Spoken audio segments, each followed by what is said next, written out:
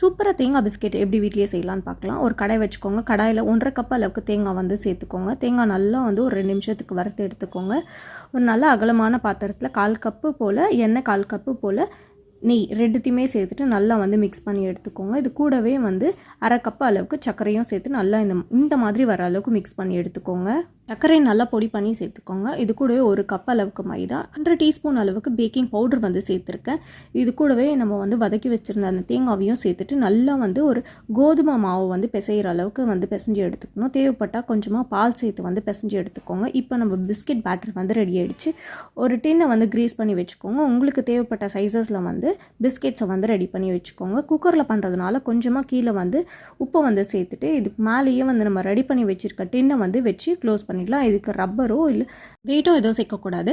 3/4 மணி நேரம் பேக் பண்ணி எடுத்தால் நம்மளோட பிஸ்கெட்ஸ் வந்து ரெடி ஆகிடுச்சு. தேங்க்ஸ் ஃபார் வாட்சிங் அண்ட் கீப் சப்போர்ட்டிங்.